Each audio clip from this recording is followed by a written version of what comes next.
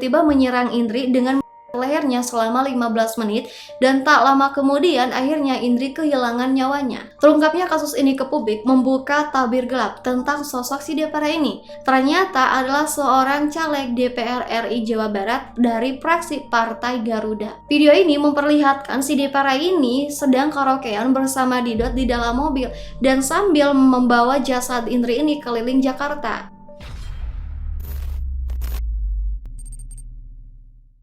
Halo teman-teman, Assalamualaikum warahmatullahi wabarakatuh. Gimana kabarnya nih? Semoga semuanya sehat-sehat ya. Seneng banget bisa bertemu lagi bersama kalian. Jadi kali ini kita bakal bahas kasus yang bener-bener bikin merinding, yaitu tentang sepasang kekasih yang tega banget menghabisi orang gadis yang tidak bersalah. Gadis ini bahkan jadi tulang punggung keluarga loh.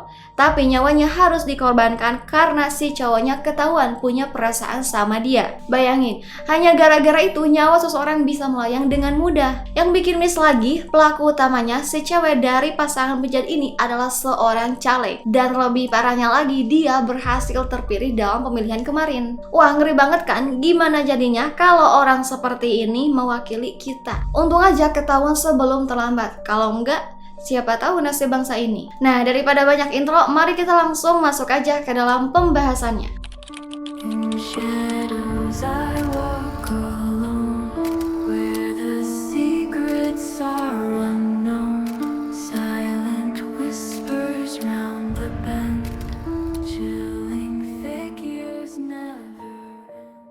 Di sebuah kontrakan kecil di Cipinang Besar Utara, Jakarta Timur, tinggallah seorang gadis yang bernama Indri Riana Dewi Eka Saputri, yang biasa dipanggil dengan sebutan nama Indri. Rumahnya sangat sederhana, hanya berukuran 4x2 meter saja, dan berada di gang yang sempit yang hanya bisa dimasuki oleh motor saja. Kontrakan itu dicat warna hijau dan terlihat jemuran sederhana tergantung di depan kontrakan tersebut. Pemandangan yang sudah sangat akrab buat warga sekitar. Indri ini tinggal bersama kedua orang tuanya, ayahnya yang bernama Pak Muhammad Roy bekerja sebagai tukang ojek pangkalan dan ibunya sendiri yang bernama Endang Tati bekerja sebagai seorang ibu rumah tangga. Keluarga ini hidup dengan keadaan sederhana, tapi buat Indri sendiri ini bukan menjadi halangan. Sebagai seorang anak bungsu, dia justru termotivasi untuk mengubah nasib keluarganya sendiri. Hal ini terlihat di kamar mungilnya. Ada sebuah papan tulis kecil yang berisi dengan mimpi-mimpi besar. Mulai dari keinginan pingin punya rumah sendiri, yaitu rumah megah mewah yang besar seharga 1,5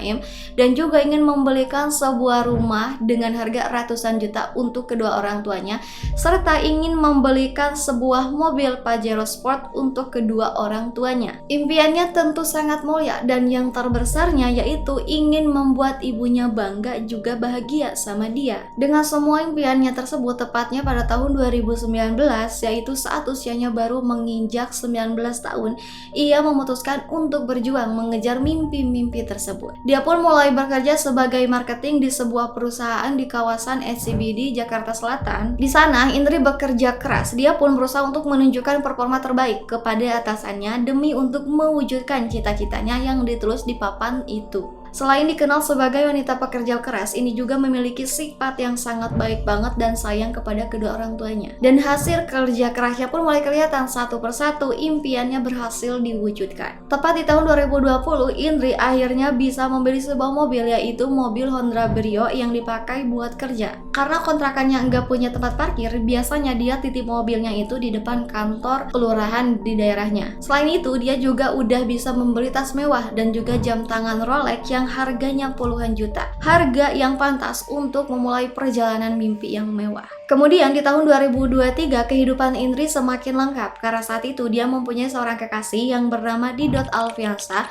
yang saat itu berusia 24 tahun. Indri terlihat sangat sayang banget sama Didot dan bahkan Indri ini membantunya untuk mendapatkan pekerjaan yang lebih baik dari sebelumnya. Dan berkat bantuan dari Indri, Didot ini diterima bekerja di perusahaan tempat Indri bekerja dengan gaji yang cukup besar. Selama beberapa bulan pacaran, Indri ini sering banget ngajak Didot ini ke rumahnya dan bertemu dengan kedua orang tuanya. Orang tuanya pun menyambut Didot dengan hangat setiap kali dia datang untuk berkunjung ke rumahnya. Menurut cerita dari Bu Endang, Didot ini adalah pria yang sangat baik dan juga sangat perhatian kepada putrinya. Gak heran Indri sama keluarganya ini menjadi percaya sepenuhnya sama si Dodit. Dan bahkan si Dodit ini sering banget pinjam mobil Indri dan dia pun bisa memakainya kapan saja. Nah, kemudian pada hari Kamis, tanggal 15 Februari 2004, Indri pun pamit kepada kedua orang tuanya dan keluarganya. Dia bilang dia ingin pergi ke Puncak Bogor bersama dengan pacarnya, yaitu si Dodit, dan juga bersama beberapa teman kerjanya. Dan gak lama setelah meninggalkan rumah, Indri pun mengirimkan pesan kepada kakaknya yang bernama Roni. Dia meminta ditransfer untuk membayar e-tol. Di sana, Roni langsung menyetujuinya dan berpesan agar Indri selalu berhati-hati dalam perjalanan. Namun, di sana Roni ini merasa ada yang aneh.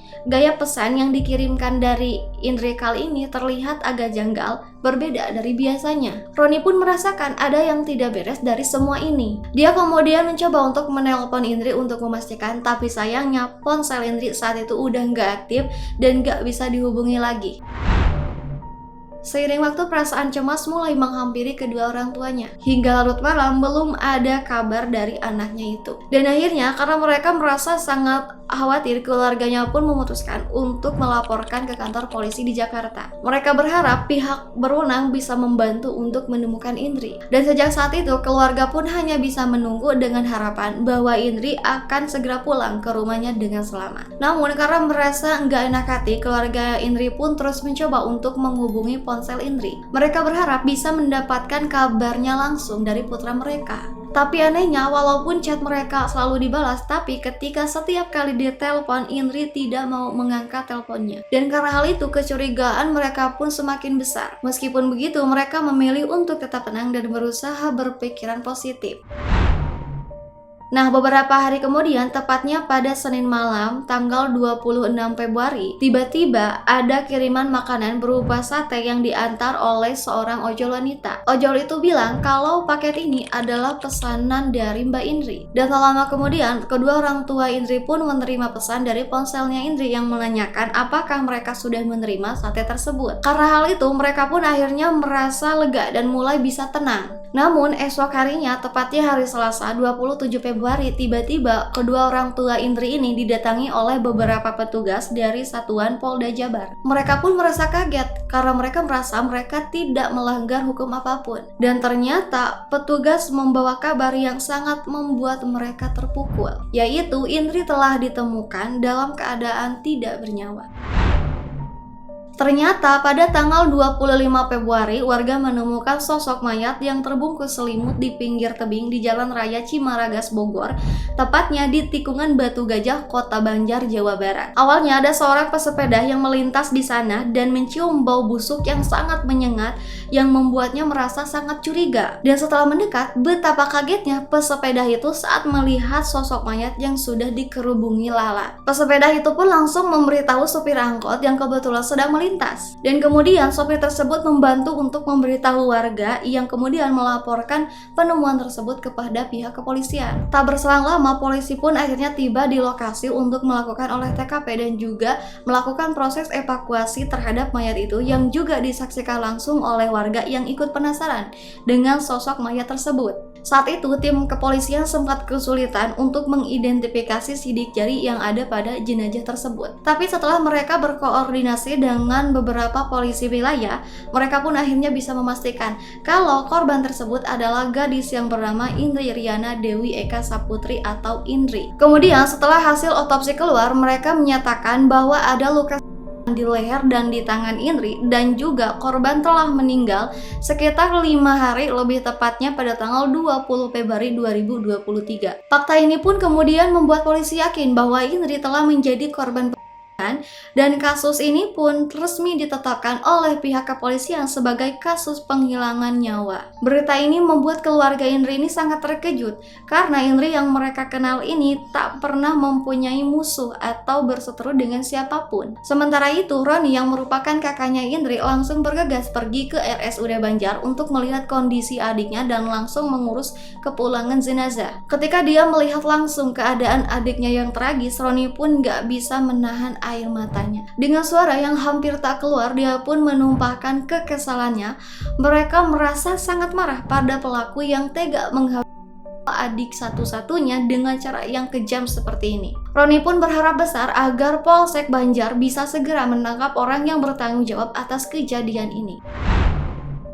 Tragedi ini masih menyisakan banyak tanda tanya, terutama ada ketidaksesuaian antara tanggal kematian Indri dan juga pesan-pesan yang sempat dikirim dari ponselnya Indri, termasuk kiriman sate yang katanya pesanan dari Indri. Beberapa fakta kemudian memperlihatkan kalau pembunuhan Indri ini diduga memang sudah direncanakan matang-matang dan coba ditutup-tutupi agar keluarga Indri tidak curiga. Indri pun kemudian dimakamkan di kampung halamannya di Grobogan, Purwodadi, Jawa Tengah. Keluarga pun terlihat sangat berduka dengan kematian Indri yang sangat tragis, terutama untuk ibunya yaitu Bu Endang yang sangat tidak bisa menahan tangis saat mengenang putrinya. Dia bilang Indri ini adalah anak yang sangat baik dan selalu berbakti kepada kedua orang tuanya. Di tengah kesedihan keluarga, polisi pun kemudian bergerak cepat. Hanya 3 hari dari setelah penemuan jenazah, tepatnya pada tanggal 28 Februari, polisi berhasil mengamankan Didot, yaitu kekasihnya yang diduga sebagai tersangka utama. Saat itu Didot ditangkap saat dia sedang bersama dengan seorang wanita yang bernama Devara Putri Prananda di sebuah kosan di Jakarta Pusat. Keduanya pun langsung dibawa ke kantor polisi untuk diinterogasi. Dan setelah didesak, Didot pun akhirnya mengakui semua perbuatannya ini dan bahkan dia juga menyebutkan beberapa nama lain yang terlibat dalam rencana keji ini. Dari pengakuannya ini, sebelum dia berpacaran dengan Indri, dia juga sudah lama berpacaran dengan Devara. Hubungan mereka pun mulai retak ketika Devara ini mengetahui bahwa Didot ini juga memiliki hubungan dengan Indri. Karena merasa dihianati, Devara ini sempat meminta Dodit untuk memilih antara tetap bersamanya atau bersama dengan Indri. Didot yang gak ingin kehilangan Devara, dia pun akhirnya berjanji untuk memutuskan Indri. Tapi tak disangka Devara ini justru memberikan permintaan yang sangat mengejutkan dan juga kejam. Dia menantang Didot untuk membuktikan cintanya. Dia meminta untuk nyawa Indri agar tidak ada lagi penghalang di antara mereka. Karena Didot tidak ingin kehilangan Devara, akhirnya Didot pun menyetujui dengan rencana gila itu. Dan pada tanggal 15 Februari 2023, mereka pun kemudian menyusun skenario keji dengan sangat rapi. Dan gak cuma itu, Devara pun bahkan menyewa seorang bayaran bernama Reja untuk memastikan bahwa rencana mereka ini bisa berjalan dengan mulus. Kemudian pada tanggal 20 Februari 2023, Didot dan Reja pun mengajak Indri ini ke Puncak Bogor dengan alasan liburan bersama. Sementara itu, Devara sendiri tinggal di Jakarta untuk menunggu kabar dari mereka berdua. Dan di sebuah tempat di Bukit Pelangi, Kabupaten Bogor, mereka berdua menjalankan aksinya. Di tengah jalan saat mereka masih berkendara, Reja tiba-tiba menyerang Indri dengan lehernya selama 15 menit dan tak lama kemudian akhirnya Indri kehilangan nyawanya. Dan setelah memastikan bahwa Indri ini sudah tidak bernyawa, Didot dan Reja pun mengambil barang-barang berharga milik Indri seperti tas bermerek dan juga jam tangan Rolex. Mereka kemudian menjualnya dan membagi hasil dari penjualan tersebut. Setelah mereka menyelesaikan aksinya dengan keji, Didot pun langsung memberi kabar kepada Devara lewat pesan singkat dengan hanya satu kata, Don. Kemudian mereka pun langsung membawa jasad Indri ini ke kosannya Devara di Jakarta. Dan untuk mengelabui orang-orang, mereka menyembunyikan jasad Indri ini di antara kursi belakang dan tengah mobil. Tapi setelah itu mereka pun mulai bingung apa yang harus dilakukan dengan jasad Indri ini. Berhari-hari mereka pun mencari cara untuk meninggalkan jejak tanpa bukti. Dan pada akhirnya mereka pun bersepakat untuk membuang jasad Indri ini. Parahnya lagi teman-teman, bahkan sempat beredar video yang benar-benar bikin siapapun gak habis pikir. Video ini memperlihatkan si Devara ini sedang karaokean bersama Didot di dalam mobil dan sambil membawa jasad Indri ini keliling Jakarta. Bayangkan mereka tertawa-tawa, bernyanyi-nyanyi, dan sama sekali nggak kelihatan ada rasa penyesalan. Mereka seperti telah mendapatkan penghargaan dan membawa penghargaan itu keliling Jakarta. Gila banget kan? Kemudian Kombes Pol Surawan membenarkan kalau video itu memang asli dan juga mengatakan bahwa jasad Indri pada saat itu memang berada di mobil. Mereka bernyanyi, tertawa, dan juga bersenang-senang dengan sebuah jasad yang sengaja mereka bawa-bawa. Melihat hal itu, polisi pun juga berencana untuk memeriksa kejiwaan Didot dan juga Devara. Padahal mereka ini sudah benar-benar kriminal, jadi nggak usah kalau mereka diperiksa tentang kejiwaan-kejiwaan. Nah, setelah mereka membawa jasad Indri ini berkeliling selama 4 hari, mereka pun akhirnya memutuskan untuk membuang jasad Indri ini di tikungan Batu Gajah, Kota Banjar, Jawa Barat. Dan gak cuma sampai di situ saja, Depara juga nekat berpura-pura menjadi driver ojol dan bahkan mengirimkan makanan atas nama Indri kepada orang tua korban. Dia melakukan hal itu sebagai usaha terakhir untuk menutupi kematian Indri, dan mereka juga menggunakan ponsel Indri dan mengirimkan pesan kepada keluarga ini agar nggak curiga sama sekali. Semua detail mengerikan ini akhirnya diperagakan dalam rekonstruksi kejadian di TKP, di mana Dodit dan Reja memerankan satu persatu tindakan kejam yang mereka lakukan sehingga Indri kehilangan nyawanya. Terungkapnya kasus ini ke publik membuka tabir gelap tentang sosok si Depara ini, yang ternyata dia adalah dalang utama di balik semua kejadian ini. Depara Putri Prananda, gadis cantik yang lahir pada tanggal 25 Maret 1999, ternyata adalah seorang caleg DPR RI Jawa Barat dari fraksi Partai Garuda. Dalam pemilihan yang diadakan bulan Februari lalu, Depara ini mendapatkan nomor urut 4 untuk Dapil Jawa Barat, dan dia berhasil mengumpulkan 226 suara dari sekitar 60% kotak yang sudah dihitung. Namun semua impiannya untuk menjadi wakil rakyat harus kandas seketika setelah semuanya ini terungkap, dan dia pun dipecat dari keanggotaannya sebagai politisi Partai Garuda. Para tetangganya yang mengenal pun mengaku bahwa tidak menyangka kalau Depara ini bisa melakukan tindakan sekejam itu. Mereka menyebutkan bahwa Depara ini adalah sosok yang tertutup, pendiam, dan bahkan hanya dekat dengan orang-orang tertentu saja. Tak ada yang menyangka di balik sosok pintar dan cantik ini ada sosok iblis yang sangat kejam. Sementara itu, Bapak Eko Sudianto, ketua RT di lingkungannya Indri, juga mengatakan bahwa sebenarnya sudah lama merasa curiga kepada si Didot ini. Selama berpacaran dengan Indri, Didot ini jarang banget mengunjungi rumah Indri dan hanya meminjam mobil Indri saja dengan waktu yang lama. Indri ini sepenuhnya percaya kepada pacarnya, bahkan sampai menyerahkan BPKB mobil ini kepada si Dodit. Sayangnya sampai sekarang pun mobil milik Indri pun belum diketahui keberadaannya. Didot diduga telah menjualnya dan menggunakan uangnya untuk keperluan pribadi. Ini membuat orang beranggapan bahwa Didot ini tidak benar-benar mencintai Indri, melainkan hanya memanfaatkan atau menguras harta milik Indri.